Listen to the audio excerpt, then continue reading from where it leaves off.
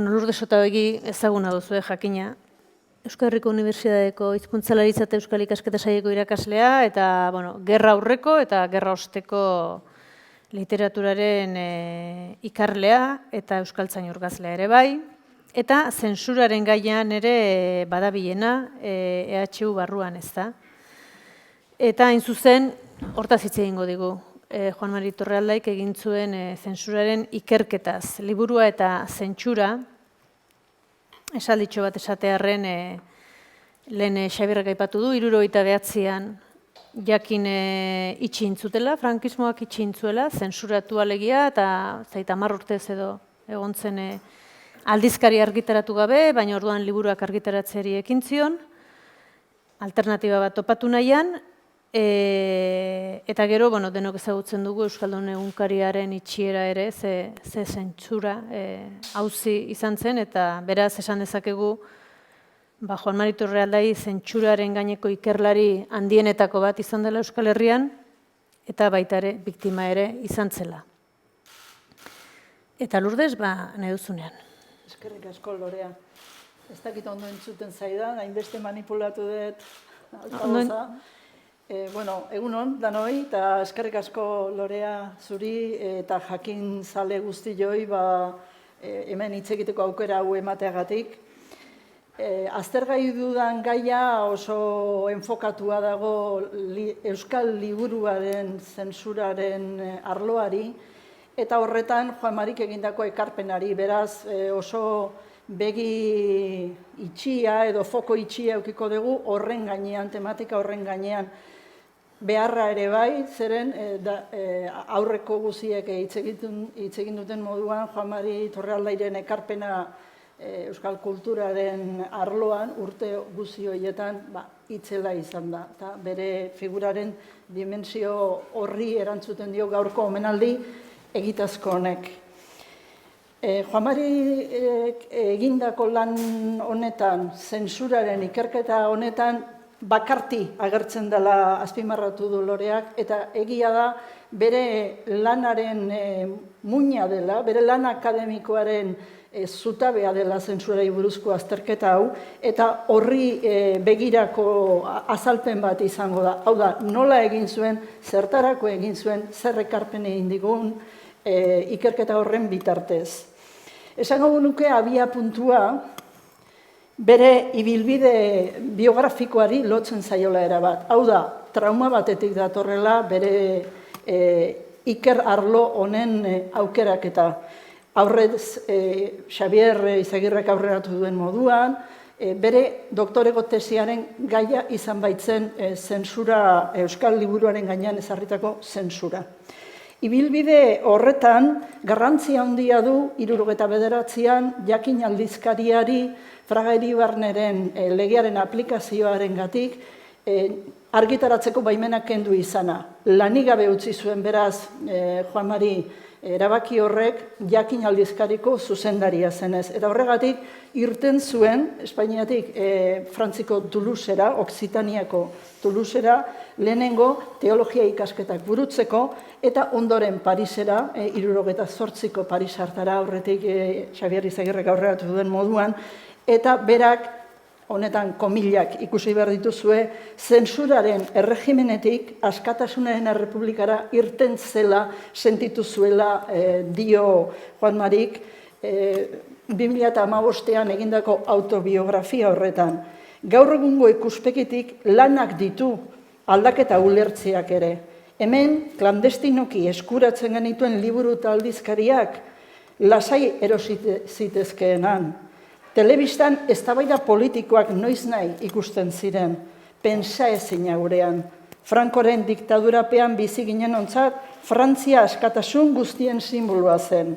1978ko maiatza igaro berri hartan, iduri zuen zirrikitu estu batetik ikusten nuen paisaiaren erdi-erdian bizi nintzela orain. Ibilbide biografiko horretan beraz esperientzia txoke horiek daude, batetik zentsuraren esperientzia hori, soki bere gainean, bigarrenik berriz Frantzia askatasunen errepublika horretara aldatziak, eta horrek Hala ere, beti barrenean eraman zuen euskal kulturari ekarpenak egiten jarraitzeko asmo hori. Horregatik, 1975 gizarte zientzietan lizentziatu zenean Frantziako Pariseko Institut d'Etudes Sozial horretan, euskal liburuari buruzko lan batekin lizentziatu zen, eta 1980an informazio zientzietan lizentziatura lortu zuenean, abiatu zuen tesi doktoral bat, euskal liburuaren gaineko zentsurari buruz. Beraz, ibilbide horrek erakusten digu asmo sendo bat, ekarpenak egiten jarraitzeko, hau da, konpromiso oso garbi bat euskal kulturgintzarekin. Euskal liburugintza eta gizartea bera aztergai zituelarik diodan moduan, Frantziako soziologia ikastetxe horretan, Institut d'Etudes Sozial horretan, garatu zuen estudioa Les écrivains basques contemporains, da approche soziologik izeneko estudioan, dago muina, gero, Xabierrek aurkeztu dituen 2 liburu garrantzitsu hoietan aplikatuko den metodologiaren muina. Zer esan nahi dudan horrekin? Bueno, bagenekien euskal liburuari buruzko informazio bilketak eta saiakerak eginak zituztela batzuek eta bestek ordura arte, baino lan hori modu metodologikoki serioan datuak bilduz eta sailkatuz egin zuen lehena bera izan zen, eta ikasketa hori burutu zuen Jacques Gelard izeneko irakaslearen zuzendaritzapean, eta Robert Escarpit, hau da literaturaren soziologiaren arloan, momentu horretan garatua zen metodologiaren aplikapen bat izan zen, non literatur produkzioan parte hartzen duten partaide guztien azterketa bat dagoen. Hau da, lehenengo aldiz ekiten zaio euskal liburuen azterketari sistema osoa kontutan harturik. Jakina, literaturaren soziologiari heltzeko modu ezberdinak, enfoke ezberdinak, eta gehienak Frantzian kokatuak kontaktatu zituen, baina bera soziologoa zenez, Robert Escarpiten metodologia honi atxikitzen zaio. Beraz, hortik aparte gelditzen dira Lucien Gorgman bezalako soziokritiko baten lanak, edota berandugu etorriko dian Pierre Bourdieu bezalako ikerleenak. Hoiek noski jarraitu dute hildori, beste ikuspuntu batzuetatik, baina esango nuke literaturaren soziologia, azterketan, Robert Escarpiten metodologiaren aplikapenean, eredugarriak izan zirela bere 2 lan hauek. Lan hauen emaitza zein izan zen? Bueno, euskal gizartearen erretratu bat, lehenago Izagirrek esan duen moduan, hau da, euskal gizartean euskerak ze toki du, ze langile ditu, ze ekoizpen egiten ditu, eta horrek erakusten du non ematen duen zerbait eta non ez duen ezer ematen. Hau da, nolako desertu edo hutsune larriak dituen euskal kulturak eta estandar batetik edo normalizatutako kultura batetik zein urrun dagoen. Oso agerian gertatzen da, gainera lehenengoan, batez ere 1977an, idazleen gainean, euskal idazleak gaur aukeratu zuen titulu moduan lan horrek. Zergatik, idazleak eurak hartzen zirelako aztergai moduan, beraien kondizionamentu soziokulturalak kontutan hartzen zirelako, eta oso agerian jartzen zelako, zeintzun ziren beren ezinak, beren gabeziak. Eta gabezia horietaz hitz egingo dut jarraian lehenengo eta behin. Izango litzateke alfabetizazio falta den gabezia hori, hau da, euskarazko irakaskuntzarik eta euskarazko produzio kulturalik ez edukitzea, zela idazlearentzako lehenengo eragozpena, eta bigarrena tradizio edo hizkuntz estandar baten tradizio falta. 2 gabezia horiek noski izugarri erasaten zioten produktorearen lehenengo subjektuari, hau da, idazleari, eta horri eman zion lehentasuna lehenengo momentu horretan. Irakurleria eta bardabar horiek pixka bat 2. edo 3. maila baten gelditzen direlarik lehen estudio horretan. 1977ko lehenengo liburu horretan jadanik zentsurari buruzko referentzia oso garrantzitsuak daude, eta oso heldua dago beraren baitan zentsurak idazleari eragiten dion karranpa. Etengabeko kalanpre batean dauka idazlea zentsurak, eta arlo horretan ikusten da interes berezia duela eta horretan jardungo duela artez edo moldez. Gero bidea bilatu zuen, noski, informazio zientzietako lizentziatura lortu ondoren, doktore tesi hori burutzeko zuzendari aproposa aurkitu zuenean, zentsurari buruzko lanari ekin ahal izan zionean. Euskal liburua eta zentsura, hain zuzen ere, la censura gubernativa y el libro vasco delako formulazioarekin izendatu zuen. Honek ere gertatu behar zuen. Bueno. Bai.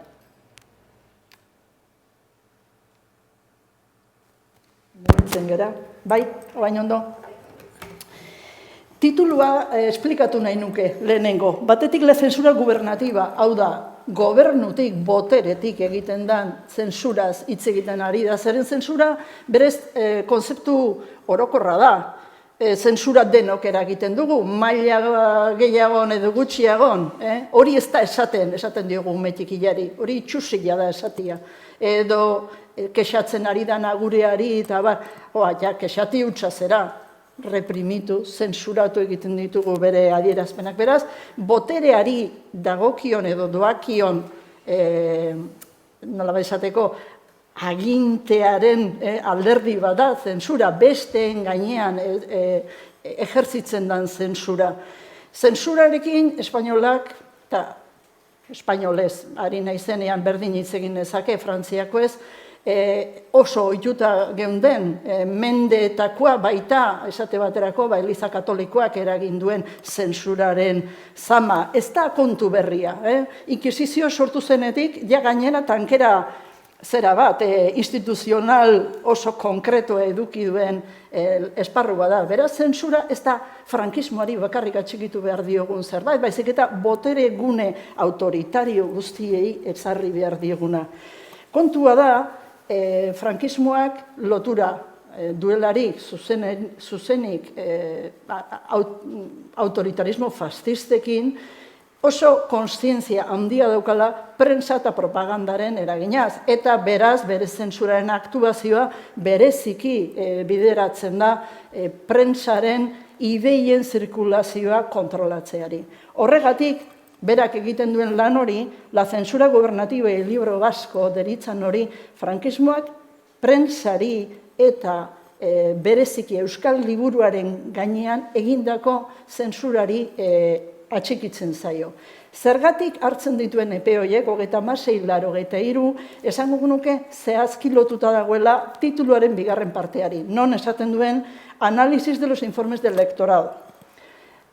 Análisis de informes del electorado. Informes del electorado direlako horiek, gero erakutsiko ditut pare bat, izaten ziren irakurle izen eufemistiko hori, zensoreei ematen zitzen izen hori, betetzen zituzten informei. Non adierazten zuten liburu bat atera ziteken ala ez, eta ateratzekotan ze zuzenketa egin behar zitzaizkion. Zer komeni zen ezabatzea, zein orrialdetatik, zein orrialdetara aldaketak eragin behar ziren, eta bar. Hoiei informes del electorado hitzen zaie, delako informe horiek bilduta daude Alcalá de Henareseko artxibategi batean, non aga letreekin ezagutzen duen, Archivo General de la Administración, non biltzen diren instituzio ezberdinek, zeren frankismoa luzea izan zen, eta denbora horretan instituzio ezberdinen bitartez egin zen zentsura lan hori, gero ikusiko dugu, zeintzuk, eta zentsura lan horren artxibuen bilketa leku horretan pasa zituen Juan Marik hainbat urte, informe horiek ikusten, eta euskal liburuari buruz informe horietan esaten zena ikertzen. Zentsurari buruzko tesi, doktorego tesi hori, esan dudan bezala, 85ean bukatu zuen, eta hurrengo 2 urteetan Euskal Kultura Gaur liburu horri emana egon bazen ere, 1988, 1989 eta 2000 3 liburu, bata bestearen segidan, izan ziren tesi lan horren gizarteratze bideak. Hau da, moldaketak eginez, zatiak aukeratuz, egindako 3 liburu ikusi ditzakegu. Lehenengoa, 1988ko euskal idazleen gainean egindako zensuraz hitz egiten da. Eta hor, Franco aurreko gobernuen zensurei buruz ziarduen Juan Mari Torrealderen lanak. Bigarren liburua, importantea da, esango nuke, zentsura ideologikoaren esparrua gehien bat liburu horretan jorratu zuelako. Hau da, euskal gaia, komila artean esan da, gai orokor bat izan daitekena, gero zehaztuko dut zer den, euskal gaiari buruz zentsurak zeukan obsesioa. Hor bai, esan daitekela, lektore, zentsore, horiek euskal gaiaren gainean zeukaten arreta berezia, etzedin liburuetara eta prensara bideratu komeni etzen mezurik. Azken liburua berriz, gehien bat, euskal liburua euskarazko literaturaren gainean, euskal liburuaren gainean, egindako zentsurari buruzkoa da artaziak. Esango genuke, nik lan egiten dudan arloan, ezagunena edo landuena duguna. Euskal liburuaren zentsura faktoreak, hau da, zerk ejertzitzen du euskal liburuaren gainean zentsura, lau arlo ezberdinetan bereizi zuela Juan Marik. Eta interesgarria da, zein metodologikoki, zein zorrotz, zein gai bati modu sistematikoan, hau da, zirrikiturik utzi gabe, eta eraberian koherentziarik galdu gabe ekiteko. Lau puntu hauetan, eta nek egingo dudan itzaldian lau puntu hauen garapena egingo dut, honako hauek dira. Batetik, euskarak berak jasaten zuen bazterketa politika.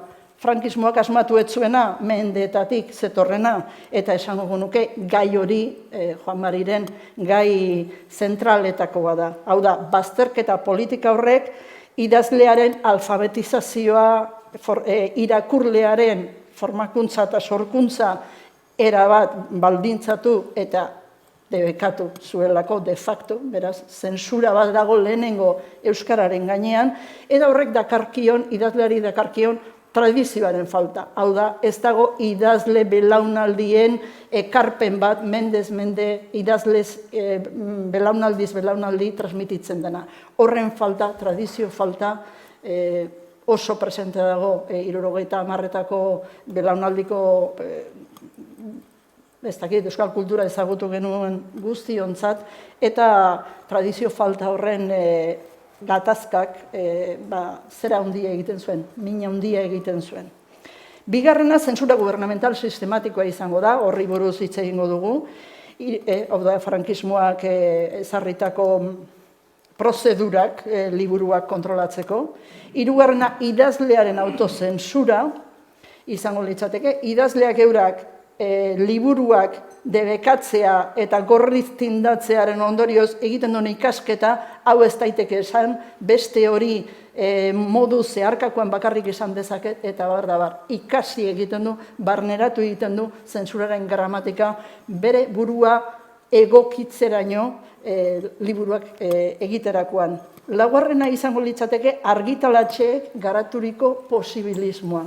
Juan Marik laugarren atal honi ematen zion garrantzia handia, zeren esaten zuen ikasketa hori, idazlek ez ezik argitaletxeek egiten zutela, eta gainera, beraien kasuan ikasketa hori ekonomiaren indarraz zamatuta zegoela. Zer, liburu bat debekatzen baitzen, edo zentsurari gustatzen ez zion moduan argitaratzera iristen bazen, argitaletxearen baimena bera debekatu baitzezaken, itxi baitzezaken, eta beraz, hainbat jenderen bizibidea eragotzi debekatu.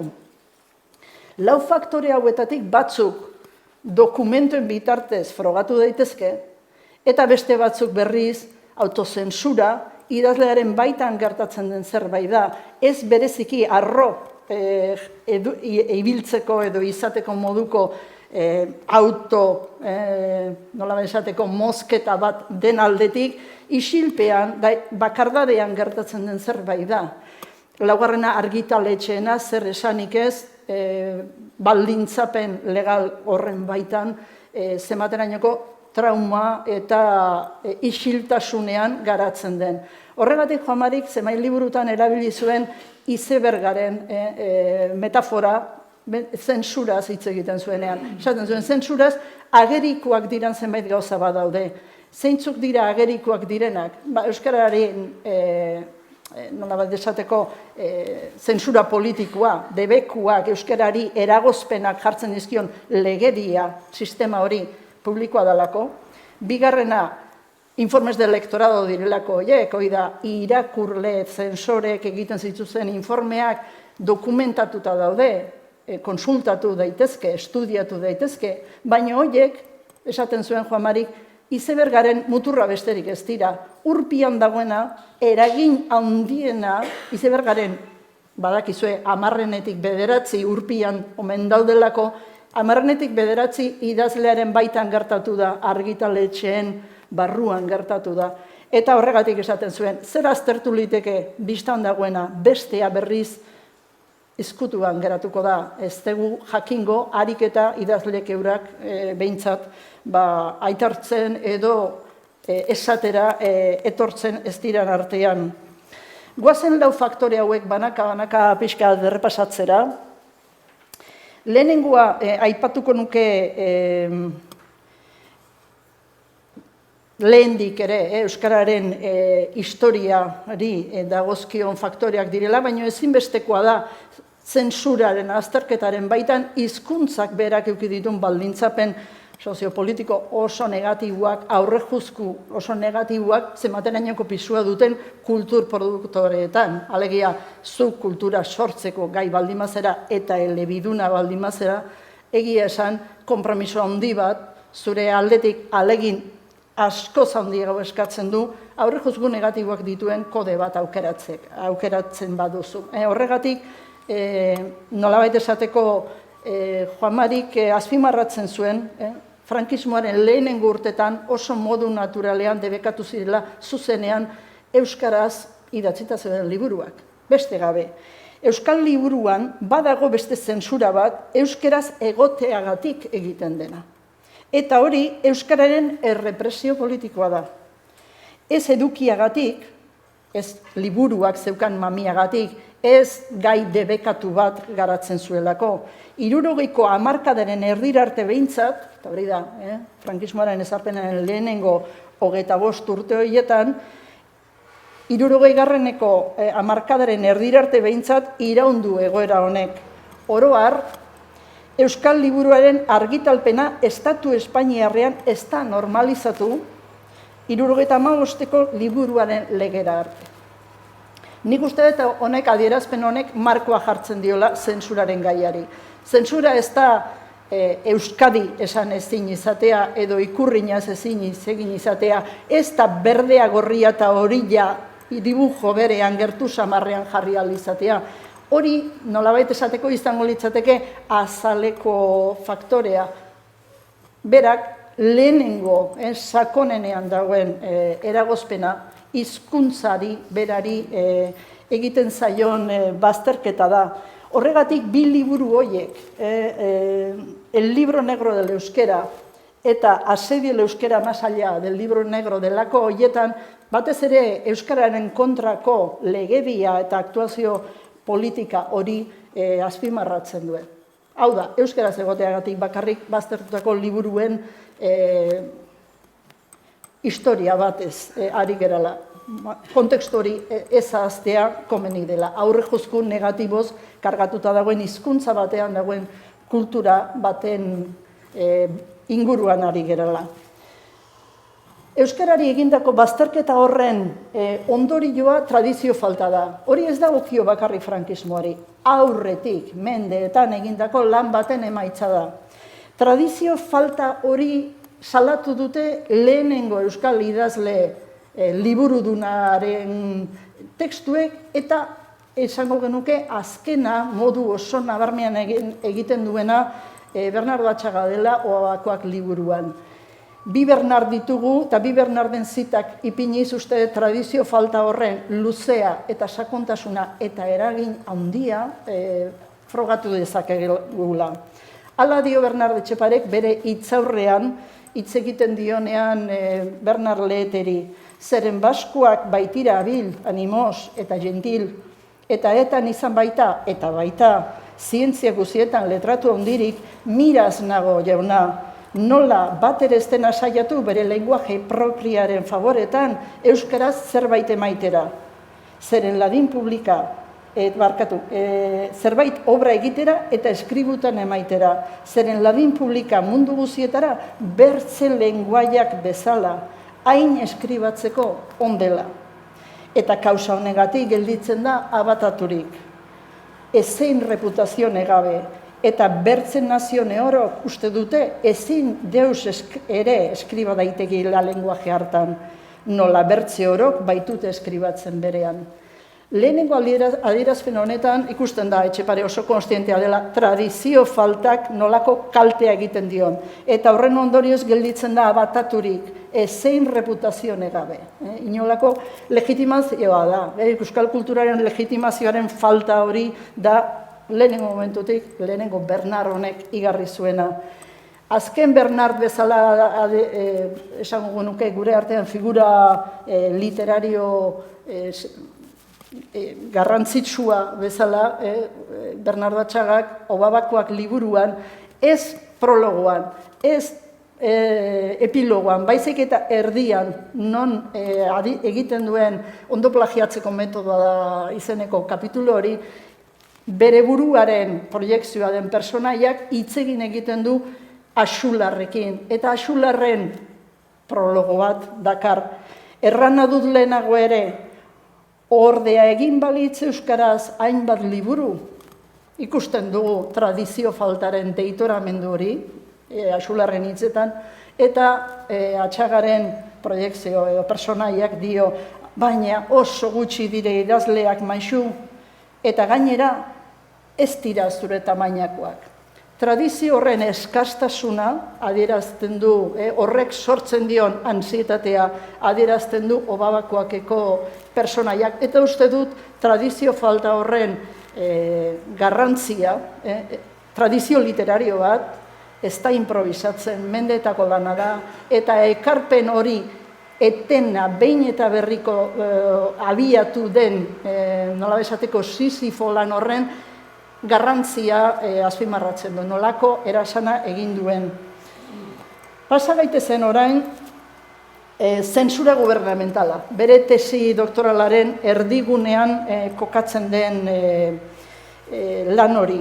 Izan dudan bezala, instituzio ezberdinek eraman zuten aurrera zentsura prozesu hori. Lehenengoa, esango nuke lotsagabeena dela, bere deitura ere, prensa y propaganda ordezkaritza, hau da, delegazio provincial del Estado, hoietan kokaturiko bulego batzen, prensa y propaganda izena ematen zitzaion, da garbi dago legitimazio fascista totalarekin eginda dagoen izendapena dela. Guk kontrolatu egiten dugu dena. Prensa eta propaganda, gure mende dago hori guztia, hau da, prensa askatasunaren ideatik oso urruti. Gero, berriz, 60etan esan dudan mozuan, jadanik regimenak legitimazio internazional bat bilatzen duenean, alde batetik, 25 años de paz izeneko kanpaina handiarri hasiera ematen dionean, Europatik zenbait direktiba jasotzen ditu, eta tartean da zentsura deitzen den edozer izkutatzeko. Beraz, ez prensa propaganda eta ez zentsura hitza agertzen ez den dokumentorik ez dugu aurkituko, handik aurrera aurkituko duguna da Informazion eta Turismoko Ministerioa, lanbera egiten duena, baino esan gabe hortan ari dela, eta informes de lektorado deituko diran beste dokumento batzuk sortuko dira. Kultura Ministerioko artxiboen administrazio dokumentuak ere arlo honi zehatzen zaizkio, lotzen zaizkio. Legediari dagokionez, Hiru lege hauen azalpena egiten du bere tesi doktoralean, zentsura legea deitzen da lehenengo esan dudana modu agerikoenean, bigarrena berriz Fraga Iribarren legea da, zentsura previa edo borondatezko aurkezpena deitzen den horrena, eta azkenekoa izango litzateke 77an errege dekretua demokraziaren hasierari ematen diona. Hiru lege horien arabera, hiru aldi ezberdin berezi zituen bere tesi doktoralean Juan Marik. Batetik lehenengoa, falangearen printzipioen ezarpen ideologikoa finkatzen duena, eta horrek 51 arte irauten du. Falangearen autoridadeak dira zentsuraren ardura dutenak. Bigarren aldia, 51tik 62 arte irauten duenak, bere ustez sektore katolikoen eskuetan dago, eta beste deitura bat jasotzen du, zentsura previa, aurretikako zentsura deritzo. Legitimazio aldia edo regimenaren bigarren aldi horri ekiten zaionan, hau da 73tik aurrera, ardatz nagusia Fraga Iribarneren lege hori izango du, eta borondatezko konsulta deitura eufemistiko horren pean garatzen da, aldez aurreko depositoa deitzen den horren bitartez biltzen dira argitaragaiak, eta gehienek jotzen duten noski aurretik asko edizioak aurkeztera, zeren bestela behin argitaratu ezkero sekuestroak eta debekuak etortzen dira argitaletxeentzat. Zer bilatzen zuen zentsurak, zer jarraitzen zuen? Pentsatu dezakegu, tartean izanik falangea eta autoridade katolikoak tabu moral eta religiosoak izango direla nagusi. Eta egia da, sexua, adulterioa, prostituzioa eta gai hoiekin zerikusia dutenak zuzentzen direla. Bigarrenik euskal gaia deitzen den hori, modu oso orokorrean deitzen den hori, orokorrean da modu errepresentatzeko modua. Gerra Zibila nola aipatzen den, Gernikako bonbardaketa nola kontatzen den, abertzaletasunaren eta haien buruzagien nondik norakoak, haien ikurrak aipatzen diren eta nola aipatzen diren, zertarako aipatzen diren, miresmenez, debekuz, mespretsuz, federalismoa, foruak, hau da, konzeptu politikoak, abertzaletasunarekin zer ikusia eduki dezaketenak dira fokoan hartuak. Hirugarrena, beranduago, behin eta erakundearen jarduna hasi ezkeroztik, arreta berezia ezarriko da, tortura edo abusu polizialak edo antzerako gaien aipamenak. Zein da arrazoia betikoa? Gaia aipatzea bera, jadanik, haien apologia implizito baten arduradun egiten ditu. Horregatik da, gai hoien zera hain nabarmena. Erakutzen denituen hoja de zensura, lehenengoak, 37koa, Madrideko Lagonia de Madrid izeneko novela bati egindako informea, ez da, hoja de zensura, non aipatzen diran, zehazki, liburutik, liburua argitaratzea eragozten duten faktoreak. Hau da, ematen duen Madrideko gerraren, Madrideko menderatze horren prozesua, desegokia iruditzen zaiela ematen duen ikuspegia, eta punto.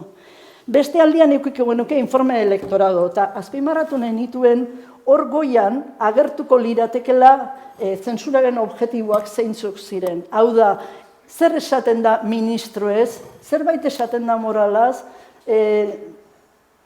Eliza nola agertzen da delako tekstu horretan, halako aztergai konkreto batzuk zituen irakurketa hori egin behar zuenak. Beraz, erantzun beharreko finkoak zeuden. Hemen ikusi dezakegu informe hori, ez da oso garbi ikusten, Octavio Paz, idazle mexikarraren liburu baten informea da, Libertad bajo palabra deitzen zen, oso modu adierazgarrian titulu ere, eta azalpena egiten duenak esaten du, zenbait gauza oso difusuak dira, oso modu zehazgabean aipatzen dira, orrialde batzuk kentzea komeni da, baina autorizatu daiteke, onartu daiteke zeren azkenean nork irakurriko ditu olako liburuak. Alegia, gutxi ezpenea iristen da zera horretaraino, ez da alako maila horretaraino. Bai, oso denbora gutxi eta ni enrollatzen ari naiz.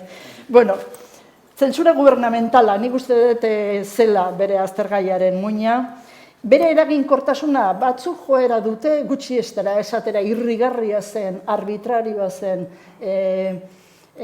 batzuk hola eta besteak hala egiten zuten. Esango nuke ez dela batere gutxietsi behar alderdi hori, zeren berak esaten zuenez, euskarari behintzat eraginkor, euskararen kulturari eraginkortasun handiz eraso zion, eta esan daiteke euskal identitatea ezabatzea edo tabuizatzeraino iritsi zela, euskara ezgai, pensamentu sorkuntza eta ikerketa lanetarako ezgai bezala erakusteraino edo frogatzeraino iritsi zela, eta hirugarrenik, grabea bere horretan debate ideologiko garaikidea zehatu zuela. Erabat, desertu kultural hori, Lore kasieran aipatu duen, desertu kultural hori ekartzeraino. Denborarik banu, eta ez daukat, hitz egingo nizueke autozensuraz. Berak esaten du autozensura idazlearen baitan gertatzen dela, berarentzat zama lorra handia dela aipatu ez ditzaken hainbat kontu egotea, baina batez ere esaten du literatur produkzioari berari ere eragiten diola.